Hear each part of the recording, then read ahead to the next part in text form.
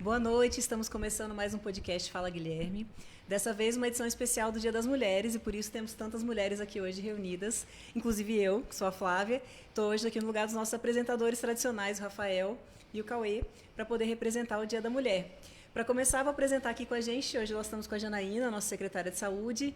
Boa noite, Jana. Boa noite a todos que nos ouvem. Também estamos aqui hoje com a nossa secretária de Justiça, doutora Maria Tereza Teca. Boa noite, Teca. Boa noite a todos. E a nossa convidada de honra hoje, Lu, esposa do nosso secretário de Planejamento, Gilmar, que também gentilmente aceitou estar aqui com a gente participando. Boa noite, Lu. Boa noite, obrigada pelo convite. Prefeito, também, claro, né? Você que é o dono do podcast, não posso esquecer. Boa noite. Não, eu que agradeço, um programa extremamente importante.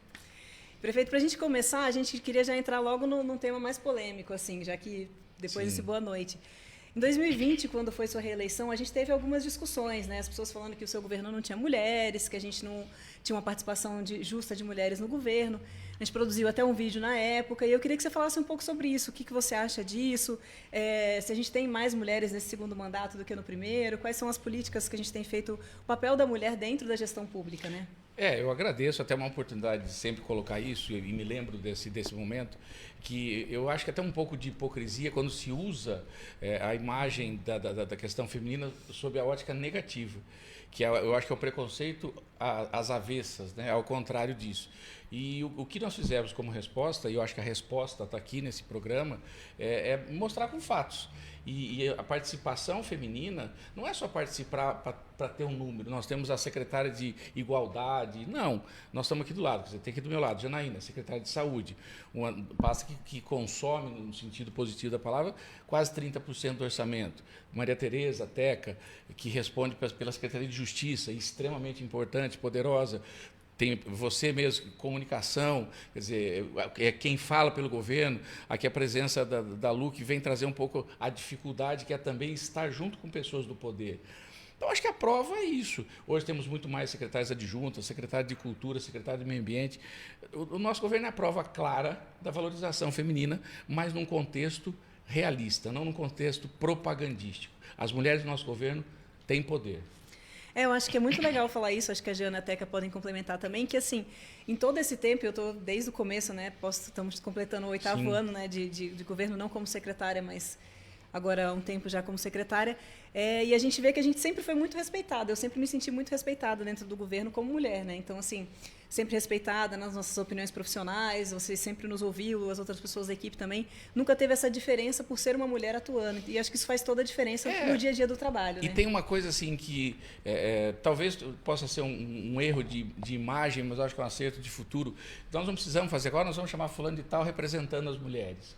Não, quando a gente chama as pastas do nosso governo, naturalmente elas já são representadas pela própria presença. Então a gente dispensa, inclusive, alguns chavões para querer mostrar do respeito feminino. A gente não só tem, como a prova está ali. Vamos chamar a secretária de Saúde, está lá, Janaína. Vamos ser comunicação, está você, Justiça, Teca. Não precisa dizer, vamos chamar a doutora Maria Tereza representando as mulheres. Não, elas já estão representadas nas pastas que são as pastas gerais. E isso é a prova de que no nosso governo, mulher tem espaço. E temos tantas outras colegas, né? Me ajudem aí se eu esquecer. Tem a doutora Cadra na Controladoria, Alzira, Verônica, Sabrina, Roberta.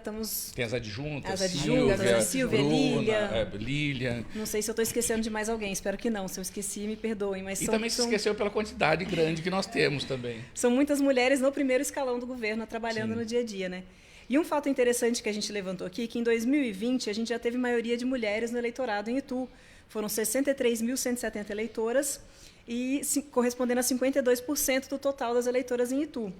E nesse ano também, 2020, a última eleição, a gente teve 3 vereadoras mulheres eleitas, que foi também a segunda vez que isso acontece na cidade de Itu.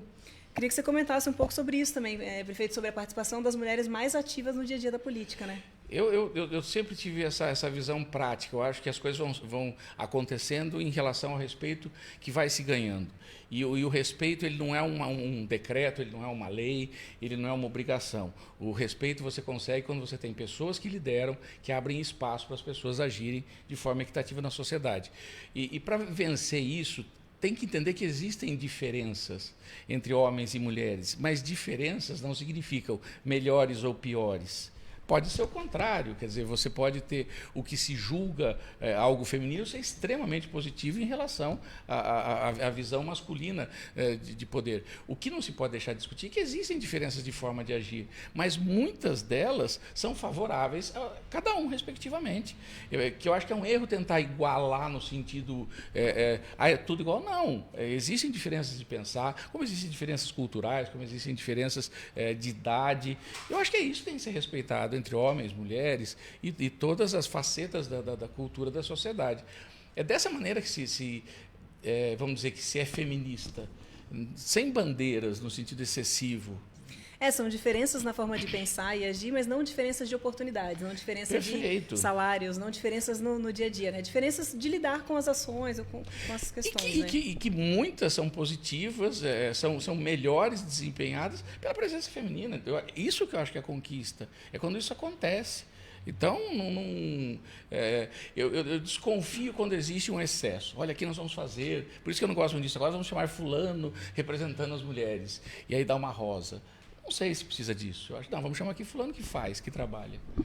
Eu acho que é isso. Pode falar. Eu acho que no nosso dia a dia, no trabalho nosso, todas nós, sentimos uma leveza de poder falar sem esse rótulo. Eu acho que Perfeito. O mais importante é que ninguém colocou nenhum rótulo. Você é mulher, você... Nada. Então, acho que isso traz leveza no nosso trabalho, no nosso dia a dia, na nossa profissão. E a gente acaba empenhando numa coisa muito boa no dia a dia. De forma natural, né? De forma natural. Mas nem sempre foi assim, né? A gente tem aqui gerações diferentes, né? Mas que nem a maioria de nós, algumas não cresceram ouvindo sobre política a vida toda. A política não foi sempre um espaço em que as mulheres pudessem discutir, entender e se enxergar dentro daquele espaço, né? Então, eu queria que vocês contassem um pouco também, se vocês se lembram quando foi a primeira vez que vocês votaram, se a família de vocês costumava conversar sobre política, né, Lu? Não sei se você quer começar.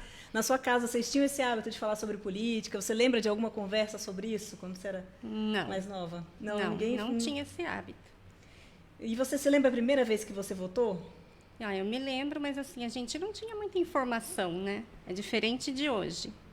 Eu também não me lembro assim de ninguém, de uma conversa específica sobre isso. Eu lembro que meu pai gostava muito de política, então ele sempre falava comigo. Meus tios gostavam muito. E eu lembro da minha mãe falando, você é igual aos seus tios, porque eles sempre gostavam de política. E acabei vindo trabalhar com isso sem programar, né, posteriormente. Mas também não me lembro de uma conversa sentada à mesa para explicar o voto e outras coisas. Vocês se lembram? Eu me lembro. Você lembra? Me lembro bem do meu primeiro voto e me lembro também dessa participação. O meu pai também gosta muito de política e a gente sempre leu muito sobre isso em casa. E a minha mãe recentemente achou um diário meu em que eu colocava lá sobre as diretas já.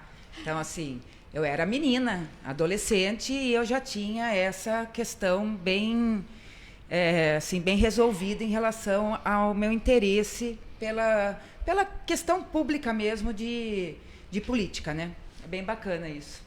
Você, Teca? Eu não me lembro muito, mas meu pai discutia muito política em casa também, e o votar sempre foi um momento que a gente acabava indo com os pais. Acho que até hoje ainda, se você vê no dia da votação, filhos pequenos que acompanham os pais, eu era uma que acompanhava também e acabava participando daquela roda de conversa. Também a gente é filho de uma geração, eu digo que nós temos proximidade de idade, de uma geração que o Brasil saía de uma ditadura também. E falar de política na nossa época era, inclusive, preocupante e às vezes até proibido. Quer dizer, eu me lembro de uma conversa que eu coloquei um hino nacional para tocar, pedindo, pelo amor de Deus, para baixar o som, porque na época era ilegal você tocar ou desrespeitar o hino nacional. Eu nunca tinha entendido aquilo. Então, também nós somos, acho que, filhos de uma geração que talvez vocês duas, não desprezando minhas claras amigas, à minha direita, as balzaquianas amigas, mas que nós somos o fruto de uma geração mais reprimida politicamente. A gente não era estimulado a falar de política. E eu acho que também, com a evolução da tecnologia, tudo isso acabou, depois a história, a mulher encontrando seu espaço, né? Degrau por degrau. Eu acho que hoje é muito mais fácil você tentar entender a política, tentar estudar um pouco mais do que era antes, né? Eu tenho uma história engraçada também, que eu sempre fui nerd, assim, sempre minha mãe nunca foi chamada na escola.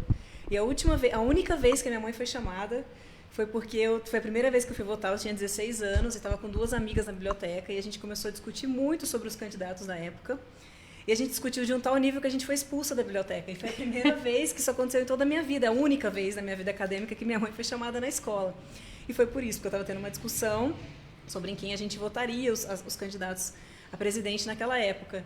Então, você vê que isso o quanto é importante a gente desenvolver esse interesse, querer participar, né? Eu ia até te perguntar também, prefeita, sua mãe, sua irmã, sua filha, você se lembra de alguma história com elas envolvendo isso? Eu talvez tenha tido uma facilidade, que minha mãe vinha do ambiente universitário, minha mãe é professora de geografia, sempre morou fora de casa, até pelas questões familiares, eram 8 irmãos, e quando vem o movimento ditatorial de 64, minha mãe estava entrando na vida profissional dela.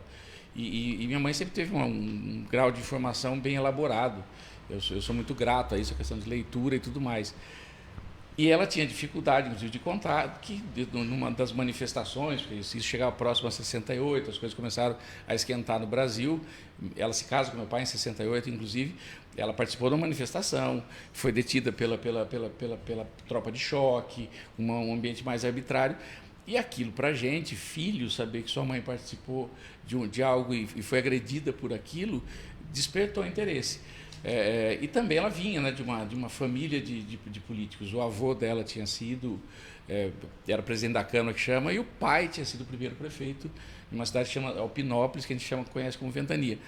E então ela viveu esse ambiente político. O de Minas mais retraído, talvez mais tradicional, até um pouco mais conservador. E quando ela vai para a vida de trabalho dela, ela pega um Brasil em ebulição, aí, que é a famosa década de 60 e 70. Sim. E tem uma curiosidade que a gente até levantou aqui, talvez nem todos que estão assistindo saibam, que o voto feminino ele é muito recente, né? Ele tem menos de 100 anos. Ele entrou no Código Eleitoral Provisório de 1932. E tem uma curiosidade, só poderiam votar ou ser candidatas mulheres casadas que tivessem o aval do marido ou viúvas e solteiras com renda própria. E, então, assim, a gente estava lendo, pesquisando um pouco para fazer o podcast. Vocês se imaginariam numa situação dessa, precisando do aval do seu cônjuge para poder participar de uma votação, para poder ser candidata?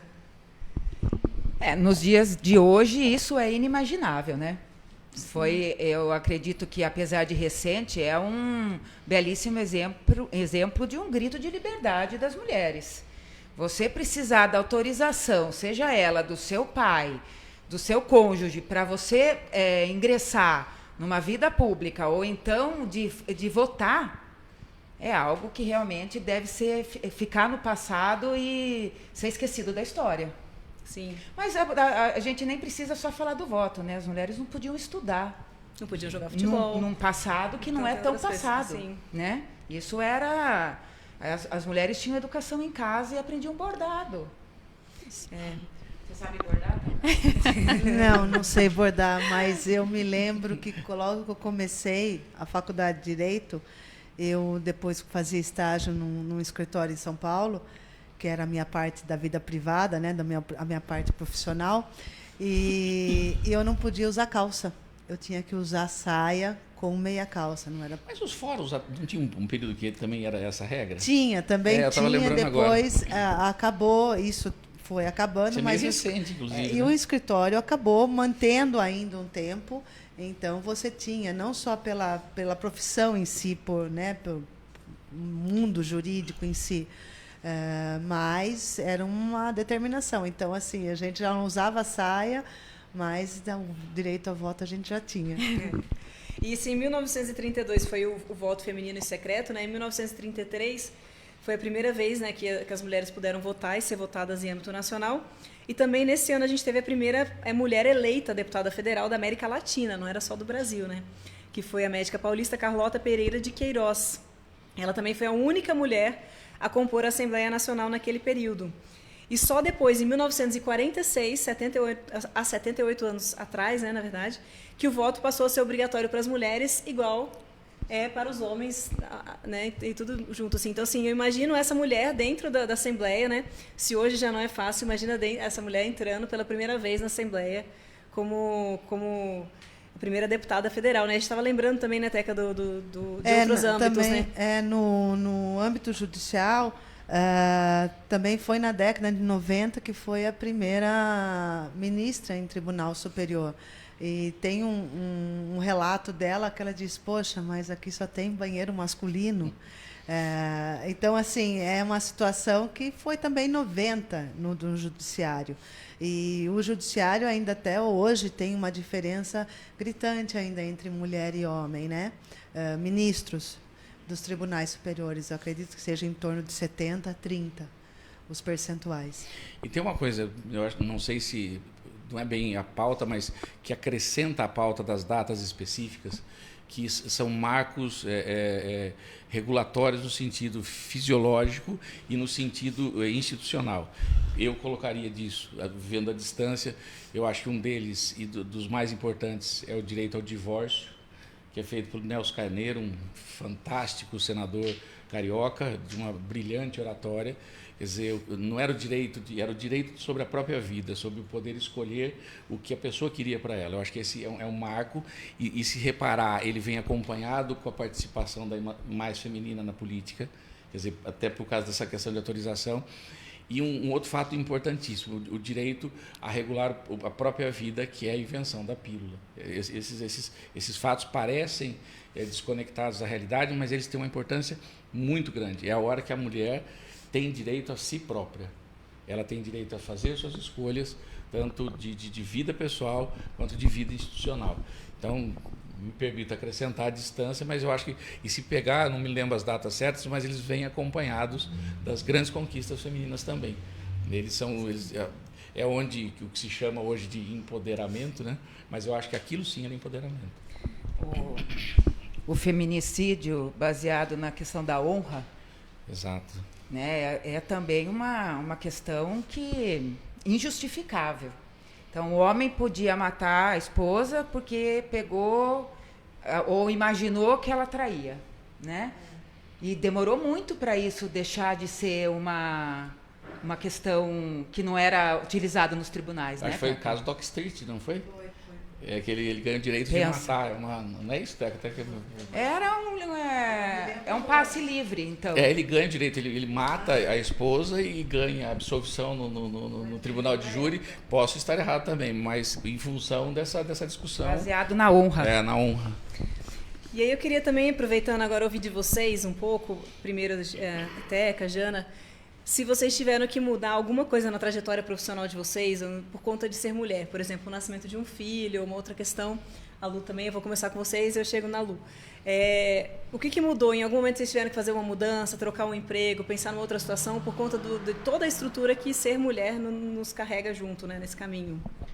Veja, já não é fácil a gente ter essa questão dos direitos preservados e adquiridos, né? A gente tem também aqui, eu acho que todas nós somos mães, mas independente disso, são escolhas muito difíceis e são escolhas, não existe certo.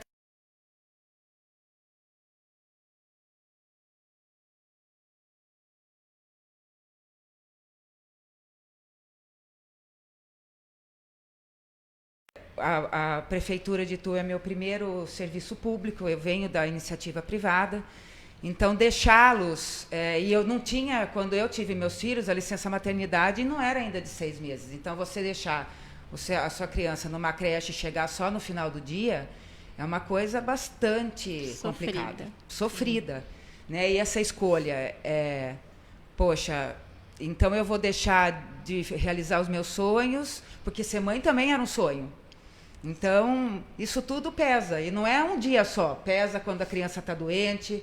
Pesa quando a gente tem que ficar até mais tarde porque as responsabilidades do trabalho exigem. A gente tem só que acreditar que a gente deu uma boa educação para os nossos filhos e que, assim, a gente não precisa ser perfeita, a gente tem que fazer o que é possível no melhor cenário que a gente se enxerga como mãe e profissional, se foi essa a nossa escolha. Sim, né? E acho que é o que você falou, né? Não tem uma escolha certa nesse caminho, né? A gente tem que escolher o que funciona para a nossa família melhor naquele momento. E cada família enxerga de uma forma, né? Lu, eu sei que você acabou, vou pular a Teca, depois volto para você, Teca. Você acabou fazendo essa escolha também no sentido oposto, né? Você trabalhava e acabou... Não que não seja trabalho, o trabalho talvez mais difícil que se tem é estar em casa, né? No dia a dia, o que mais demanda a gente. Mas o trabalho fora de casa, você acabou optando em vir para dar um suporte mais quando as crianças nasceram, né? Foi isso? Sim, eu comecei a trabalhar aos 15 anos, fiquei 11 anos trabalhando na FAD-TU. E aí tive o primeiro filho. Quando chegou no segundo, a gente não tinha tanta creche como tem hoje. Sim. E aí compensa, não compensa pagar uma creche particular? E aí sentamos e decidimos que era melhor eu ficar em casa e cuidar das crianças da casa. E é um dilema que a gente vê a importância também da escola, da creche no período integral, né? Porque todo mundo passa por isso. Não tinha. Não tinha, né? Em 2007, não Seus filhos já estão com isso. 14, 16? 16. Então, e você não tinha isso de rede integral, período integral, para que a mãe pudesse ter essa segurança, né? Que a gente tem hoje. E todo mundo passa por essa conta, né? Vale a pena eu pagar uma escola se eu não tenho ela pública na época? Ainda mais pelos custos, trabalhar. né? Se for colocar hoje, quanto custa uma creche para 2 crianças? Foi o que nós pensamos. Qual que é o salário que ela, por exemplo, precisaria ter? Eu vou pagar para trabalhar, né? Eu vou pagar para trabalhar. Né? E é um dilema. Por isso que é isso, Flávio, que eu sempre digo. Não se pode olhar com estereótipo. É preciso olhar com um olhar mais tranquilo sobre todas as situações. Isso não significa que a pessoa tem mais uma visão feminista. Eu acho que assim, é o que o mundo apresentou. E por isso que a gente tem discussão, depois, não sei se nós vamos entrar na questão da primeira infância, quer dizer, qual a importância disso tudo também. Porque antes a gente tinha medo, vocês pegam uma geração mais nova, mas na minha geração não existia babá. Não. Por exemplo, muito menos creche. Existia 2 anos que a gente fazia, eu fiz Chapeuzinho Vermelho e acabou.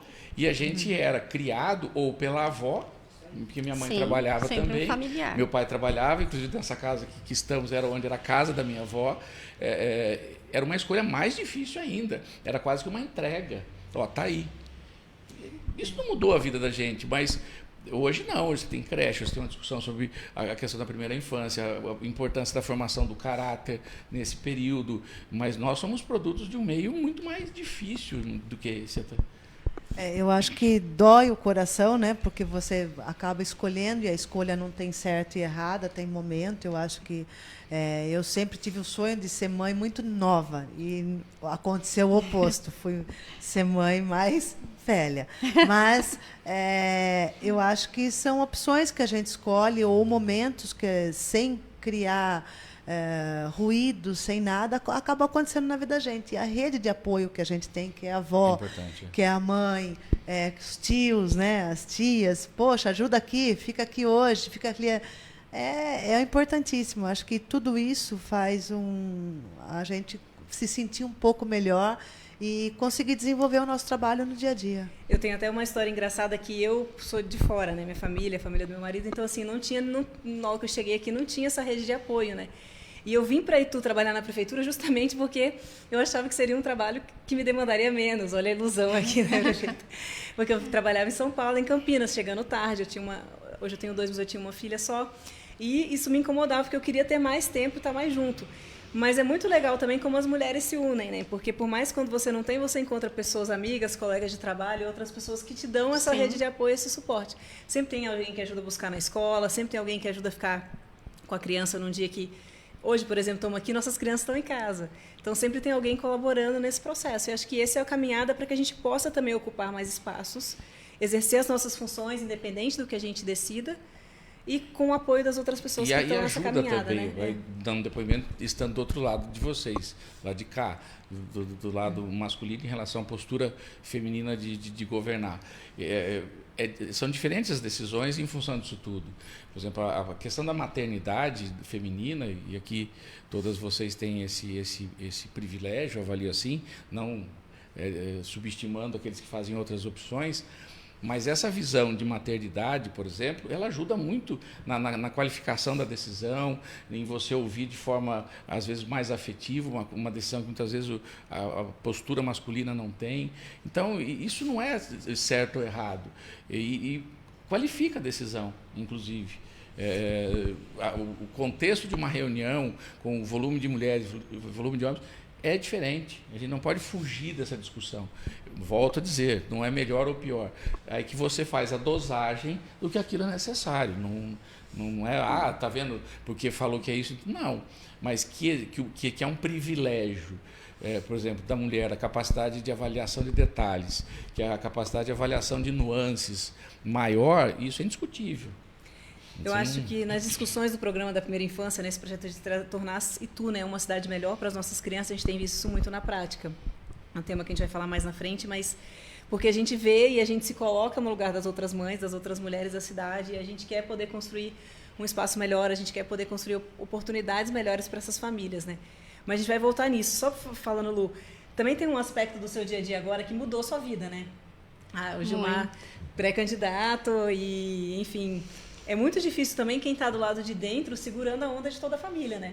Porque quem está em casa lá segurando o dia a dia, tendo que saber que a pessoa que está na vida pública também passa muitas horas fora de casa, final de semana. Como é que tem sido isso para vocês? Como que você pode compartilhar com a gente sobre essa jornada aí desse momento? Não tem sido nada fácil. Né? A exposição da nossa família. Eu sempre sou muito tímida, né? Não sou de falar muito. E em casa, a falta que ele faz, mas a gente sabe que é para um bem maior, né? E a família cobra, que nunca está, que onde está, se vem, se não vem. Mas a gente vai dando apoio, né? O filho cobra muito, mas a gente sabe que é para uma coisa maior, né? Melhor. É um período da vida dedicado, né? Acho que o prefeito sofreu isso também muito. Sofre ainda, né? Muito. Você se sente culpado o tempo todo. Nós estamos do lado de cá, né? Da Lu, podia ser o inverso, podia também ser a esposa, sim, a candidata. Então não é uma questão, é o outro lado. Sim. Eu tenho uma frase que eu gosto muito de repetir. Eu tenho um filho mais novo que chama Gabriel, e um dia, das poucas vezes que eu fui almoçar em casa, ele veio contar um monte de história, como qualquer criança vem contar. E a moça que fica com ele falou: cara, para de incomodar seu pai. Você acha que é fácil a vida de prefeito? Ele dá uma de encontro e fala assim: ô Kátia, você acha que é fácil a vida de filho de prefeito? Não é. Quer dizer, é uma mexida com a gente importantíssima. Daí você fala: não é.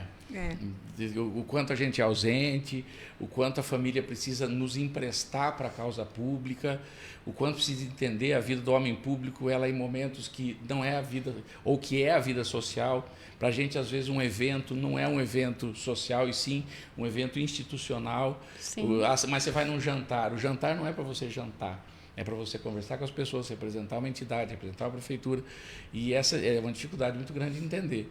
Então, o homem público ele tem uma dívida muito grande sempre com a sua família.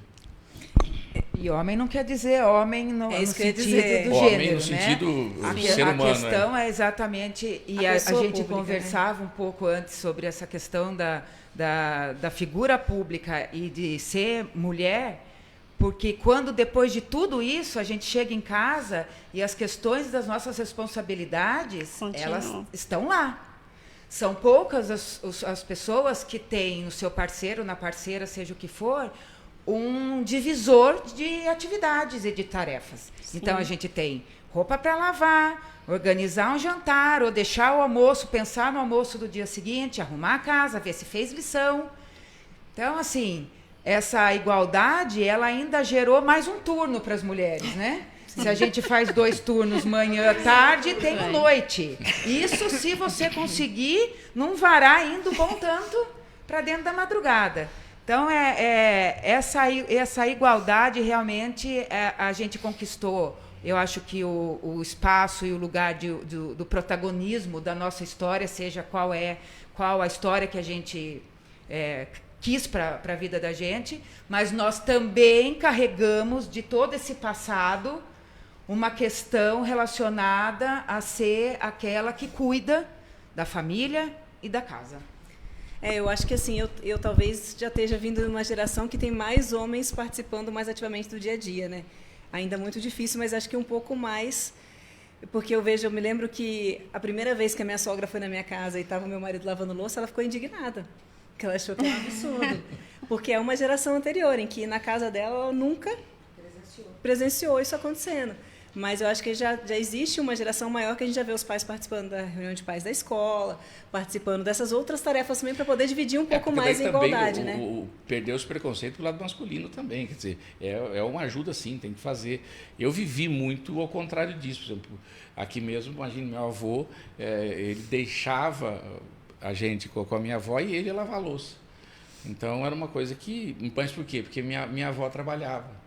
Então, numa geração que a maioria das mulheres ainda não trabalhava. Sequer trabalhava. Então, assim, eles eram de origem muito humilde, minha avó cabeleireira, meu avô barbeiro, e tinham que criar meu pai. Raridade. E aí não foi nenhuma questão de discussão ideológica, tipo, é isso.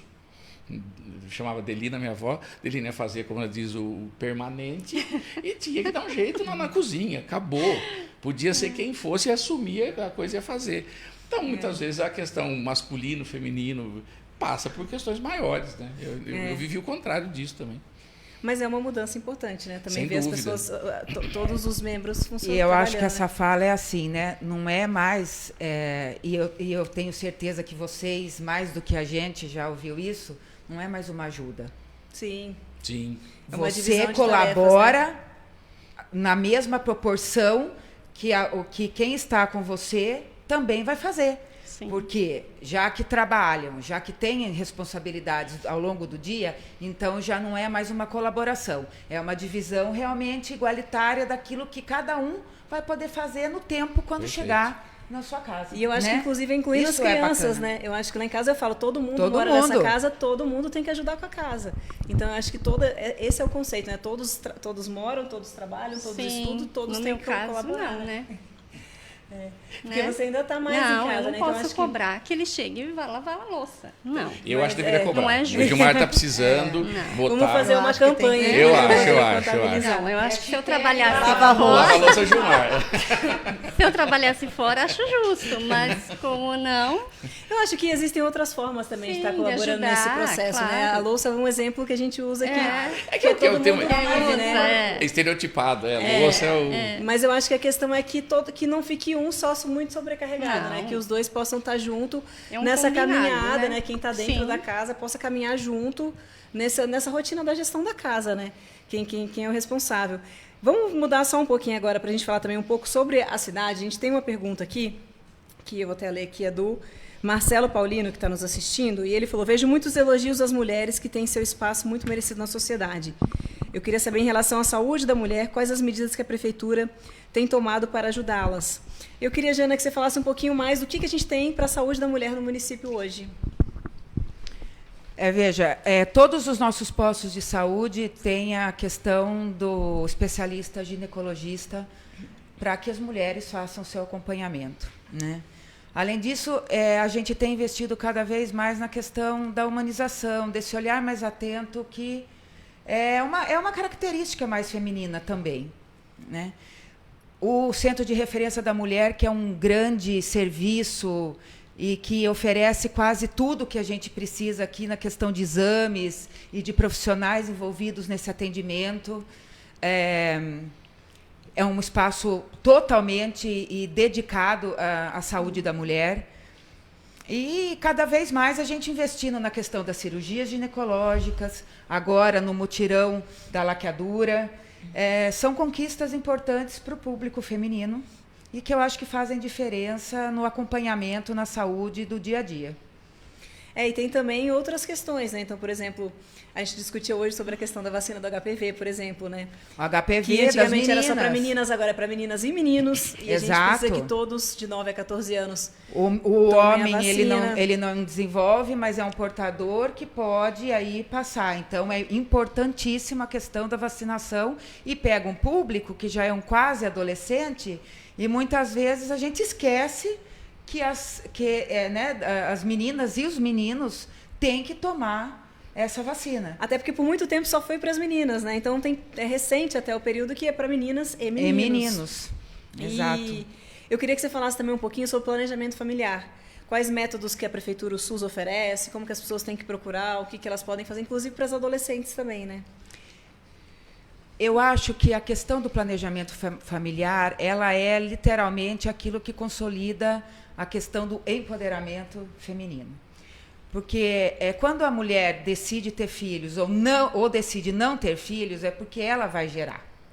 Então, ela tem que ter o direito de escolher aquilo que ela quer e quando ela quer.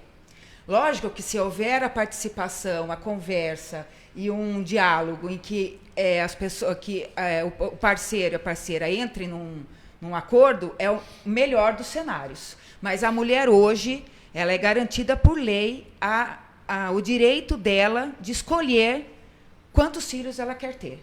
Inclusive, a partir dos 21 anos, mesmo que você não tenha nenhum filho, você já pode ser elegível a fazer uma laqueadura. O que era quase que impensável há 5 anos Impensável. atrás. Elas precisavam da autorização do parceiro para poder fazer isso. E vice-versa no caso do homem. Na vasectomia, também precisava da autorização de quem estava junto. Então, assim, essa conquista ela é muito importante. A gente só gosta de lembrar que esses métodos, tanto a laqueadura quanto a vasectomia, por exemplo, não é tão fácil uma reversão, nem às vezes é possível. Então, é um método mais permanente. Se a gente tem ainda alguma ideia de querer depois ter um filho, tem outros métodos contraceptivos que a nossa cidade dispõe, né, que fazem parte do planejamento familiar. Então, como a pílula, como o DIU, seja ele o DIU de cobre, ou o medicamento, seja o implante intradérmico. Então, assim, são várias possibilidades, fora aqueles mais comuns, os de barreira, que também estão disponíveis em qualquer posto. Todas essas opções elas estão disponíveis como assistente social em todos os postos de saúde da nossa cidade. Isso eu acho que é um avanço muito importante. E lembrando também que sexta-feira é o Dia da Mulher, a gente vai ter aí um acolhimento em todos os nossos postos de saúde. E no sábado a gente tem um atendimento especial no Centro de Referência da Mulher, com uma série de atividades, de exames e de possibilidades de agendamento para as mulheres que ainda não fizeram aí a sua saúde desse ano em dia. Eu recebi aqui um comentário também que eu lembrei agora, inclusive o prefeito falando de pautas de reuniões, a gente discutindo, foi uma discussão que eu e Janaína participamos, do quarto da doula, né? Que é também uma grande conquista para o parto mais natural, humanizado, que a gente ainda tem trabalhado, né? Temos discutido como trazer com que a cidade possa oferecer melhores atendimentos durante, não só a gestação, pós, mas também o trabalho de parto. Então, a gente recebia essa mensagem aqui para a gente lembrar do quarto da doula, que é um quarto que tem na Santa Casa agora, para quem está em trabalho de parto, maravilhoso. Pode levar sua doula para estar acompanhando esse processo. Só explicar um pouco que é doula, né? A doula que acompanha e faz o parto. E a questão da violência obstétrica também ela ficou muito evidente, né? Até por episódios com gente famosa. Sim. Então, a gente imagina que nas maternidades e no serviço público isso deva ocorrer. Então, a nossa preocupação em tornar isso uma realidade cada vez mais distante da nossa é uma grande preocupação. E a gente sabe que sempre tem mais a ser feito, né? A gente sabe que... Com certeza, muito. Precisa melhorar ainda mais o atendimento das gestantes, ainda mais o atendimento. A gente tem sempre as redes abertas para as pessoas comentarem. Não é um mundo que a gente acha que está tudo maravilhoso. Não, a gente sabe que sempre precisa melhorar e fazer mais. Mas é por isso que a gente está aqui, para discutir, conversar, para ouvir, para poder também chegar em possibilidades melhores, né, em novidades. E acho que a saúde também está envolvida muito na saúde mental, né, de uma mãe que acabou de ter um filho. Hoje a prefeitura tem projetos muito importantes, que é o projeto Futacor, que dá assistência para essas mães, recém-mães, né, que é uma modificação muito grande para quem é mãe de uma hora para outra, o que não estava esperando. Então, acho que não só, né, Jana, na saúde do dia a dia, mas também na saúde mental, com a ajuda de psicologia, tudo isso é... Até processos fisiológicos, né? Claro. Você tem uma depressão pós-parto, você tem casos então, acho que tudo isso a saúde tem se destacado. E além da saúde, a gente tem um anúncio, né, que é a Casa da Mulher. Queria que vocês falassem um pouco, Teca, Diana, prefeito, que é também mais uma conquista para a nossa cidade que está chegando, né? A Casa de Apoio à Mulher ela está sendo desenhada e para a implementação, acredito, né, prefeito, no segundo semestre. Muito, né?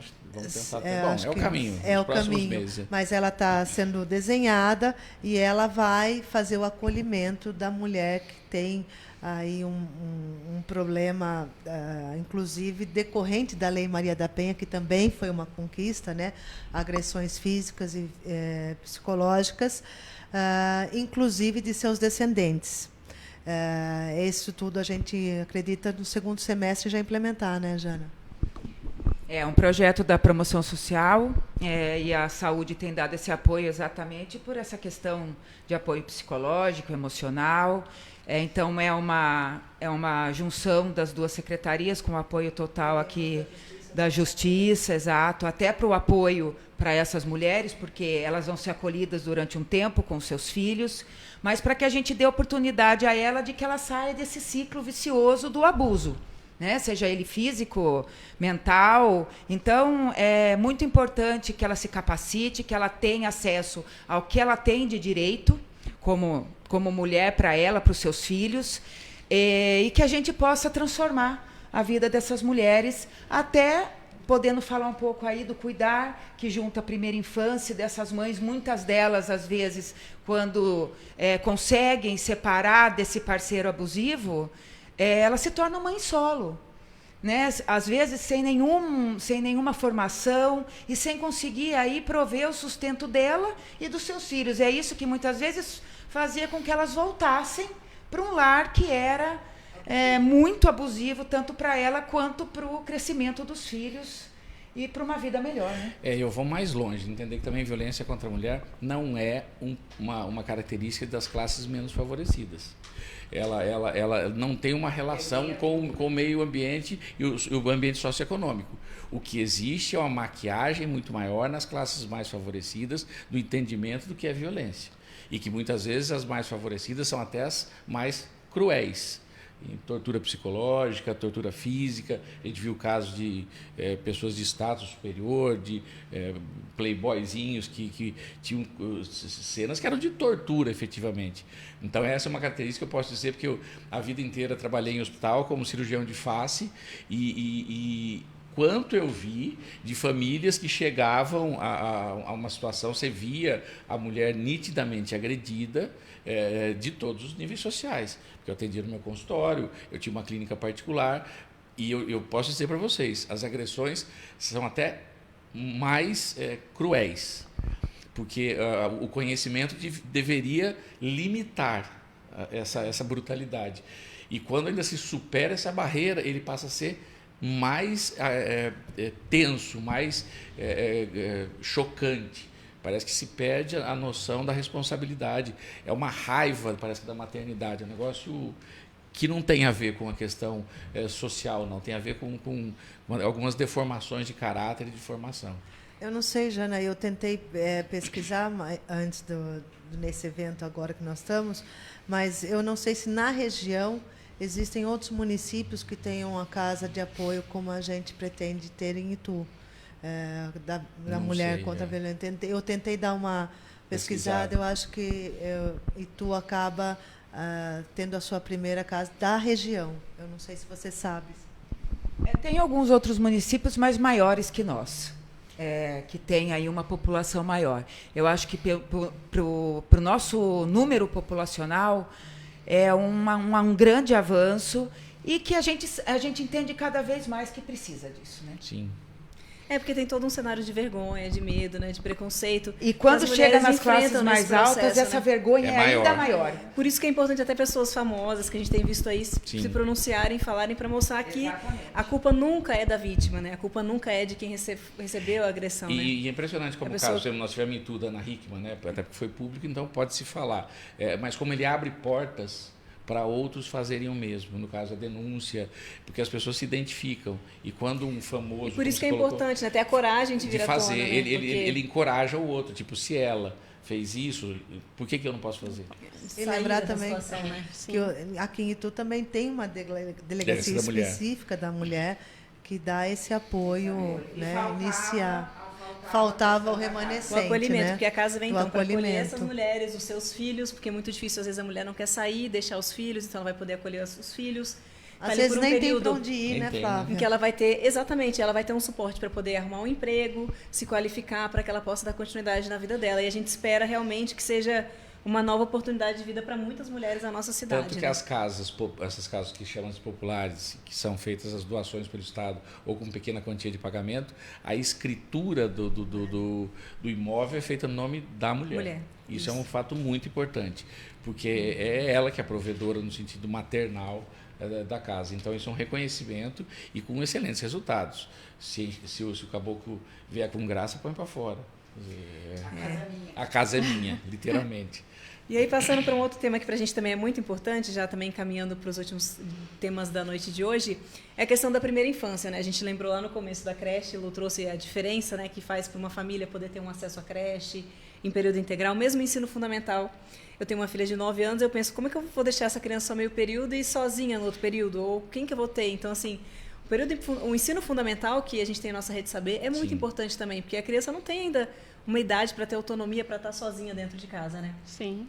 E eu queria, Lu, que você falasse para a gente um pouco o que você acha que tem de mais interessante. A gente sabe que tem os parquinhos, tem o hospital. Como é que você enxerga esse projeto das crianças na cidade? Você já não tem mais crianças tão pequenas, mas quem sabe daqui a pouco vai ter os netos, tem os sobrinhos, os filhos dos amigos. O que vem de novo? O que você acha que é importante ter esse espaço de um hospital só para crianças, as áreas públicas para eles brincarem? Né? Tá, eu acho que é importante ter um espaço só para eles, né? Tem o quarteirão das crianças, chega final de tarde, os pais podem passar ali, curtir com as crianças, final de semana é um lazer que dá para fazer em família, gratuito, né? Que nem o Hospital das Crianças feito somente para eles, o espaço nas UBSs, enquanto a gente fica aguardando para consulta, eles têm uma atividade ali para fazer, porque criança não para. Eu acho muito importante, assim, o que está dando certo precisa continuar. É verdade. Isso é fundamental, né? E assim, a gente está só no começo dessa caminhada, né? A gente tem abraçado com muita força esse projeto das crianças, porque a gente acredita nele, né, prefeito? A gente acredita que a primeira infância e mudar a criança a partir disso muda toda uma sociedade, né? E leva tempo. Acho que a Lu colocou aqui uma coisa importante, quer dizer, quando a gente discute projeto de governo, a gente tem que discutir tempo e quem vai fazer. Isso é um fato. E nós sabemos, até porque já vivemos a situação oposta, de que você não consolida uma política pública, seja da criança, seja da educação, num curto espaço de tempo. Então, todas as cidades que tiveram projetos bem estabelecidos, e aqui você coloca, por exemplo, Jundiaí, Indaiatuba, todas elas têm como característica principal, primeiro, naturalmente, bons gestores, mas gestões que tiveram continuidade, porque elas não se completam, é impossível você fazer tudo. O mundo muda, falta coisa para fazer. Agora, se você fica revezando, você sempre tem problemas graves. Dou um sentido contrário. O Rio Grande do Sul foi proeminente na questão, o Sul, né, aquele Sul que era ousado. O Rio Grande do Sul nunca conseguiu repetir um governador, sequer reelegeu. Vejam a decadência da questão do PIB do Rio Grande do Sul, de todas as questões. Antes era assim, vou mudar para o Sul. Eu acho que vocês lembram disso. Lá é tudo melhor que a colonização europeia. Hoje é exatamente o contrário. São os estados que menos crescem, que menos se desenvolvem. Por quê? Porque eles têm uma alternância imensa de poder. Ou seja, toda hora você tem que estar rearrumando a casa. E uma estrutura pública não aguenta isso. É lógico, se é uma coisa extremamente ruim, troca-se. Agora, se são coisas pontuais que você pode resolver, não tem sentido você ficar jogando contra o próprio município. Então, acho que quando ela coloca a importância da continuidade, você não faz um programa de primeira infância em 6 anos, 8 anos. Não faz. E a gente teve todo um processo de construir a escola em período integral, chegar nos 40 e quantos por cento, que nós estamos agora, quase 50%. 40, quase 50%, né? E ter esses alunos, uma educação de qualidade. A gente está agora nesse desafio da educação bilíngue, do ensino da fase de educação lá, técnico, com iPads para as crianças. Isso é tudo um caminho, né? Com resultados já aparecendo, já né, vendo, Flávia? Né? Por exemplo, a nossa questão da motivação através dos resultados da alfabetização, já reconhecidos, ficamos entre as 15 cidades acima de 100 mil habitantes com o maior número de pessoas alfabetizadas na no idade estado de São certa. Paulo, na idade certa. Até o 2º ano. 68% das crianças no Brasil chegam ao 4º ano sem saber ler e escrever corretamente. E são conquistas que parecem pequenas, mas são gigantescas, né? A gente tem também o nosso núcleo do autismo, Nana Nenê, né, já no programa Cuidar, o Hospital da Criança, a busca constante por trazer um atendimento mais humanizado para as crianças em todas as unidades de saúde.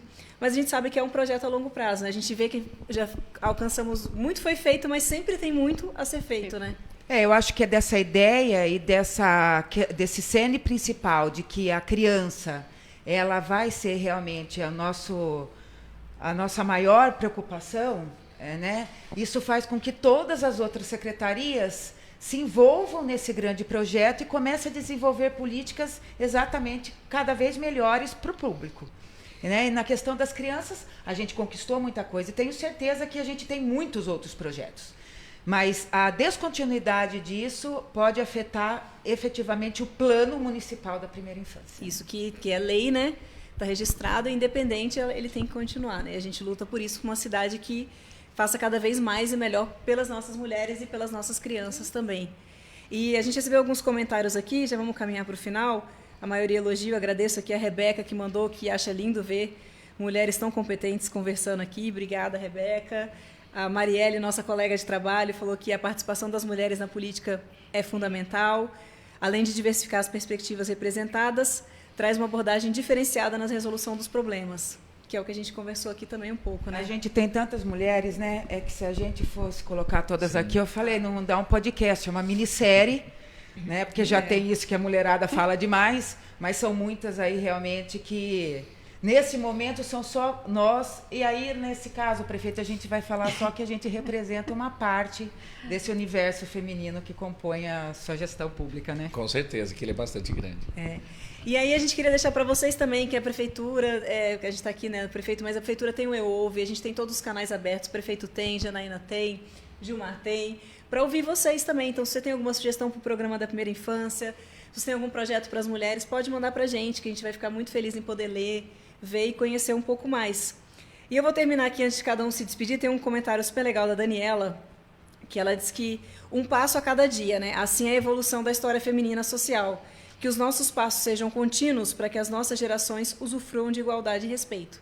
Eu acho que isso é um resumo disso, né? Que a gente possa estar cada vez mais com condições de igualdade de trabalho, salarial, familiar, de carga emocional, para que todas possam estar trabalhando em conjunto, né? E é isso aí. Eu acho que termina dessa maneira. Hoje eu sou o único homem desse podcast. Até porque chama Fala Guilherme, a gente não tinha como te tirar. Tentaram me tirar. Se fosse uma votação, por exemplo, aqui, com certeza eu perderia. Mas eu falo isso brincando por poder brincar com isso. Porque tem pessoas que sequer podem brincar pela sua própria história. E o nosso governo tem isso como história e a prova está aqui. Você não precisa ficar criando chavões. Eu valorizo a mulher, não. Está aí, nós temos os cargos-chave, cargos importantes, não são cargos que antigamente eram femininos ou masculinos, são cargos normais. Secretaria de Justiça pode ser um homem, pode ser uma mulher, Secretaria de Saúde, mas eram cargos que não era comum que se tivesse uma mulher na sua direção. Então, esse orgulho da prefeitura é muito grande, mas eu acho que ele só existe, e aí me permita ser um pouco mais gentil, porque vocês também só estão nesse espaço por merecer, e não por característica de homem ou mulher. E não por coincidência, esse reconhecimento veio num número extremamente significativo de mulheres. Quer dizer, então eu me sinto satisfeito de ter feito escolhas sem olhar números, e essas escolhas culminarem num governo equitativo entre homens e mulheres. Muito bom. Então é isso, gente. Vamos despedir para a gente fazer. Teca, dá uma boa noite aí. Boa noite a todos. Guilherme, obrigado pelo convite. Meninas, obrigada pela companhia e pelo dia a dia. É isso, eu tô com uma mão aqui presa, mas eu vou só pedir uma salva de palmas para nós, mulheres, que é sexta, mas a gente vai antecipar. Parabéns para nós. Obrigada pela oportunidade. Lu, obrigada pelo convite, não, por ter aceitado o nosso convite. Eu sei que não foi fácil para você, mas muito obrigada por estar aqui com a gente hoje também. Obrigada, foi um prazer. É isso aí, gente. E depois, acompanhe as nossas redes sociais, que a gente vai divulgar para vocês as próximas datas do podcast. Sim. Quem quiser dar alguma dica, alguma sugestão de tema, também estamos abertos, né, prefeito? É isso aí. Obrigada, boa noite. Boa noite. Até a próxima.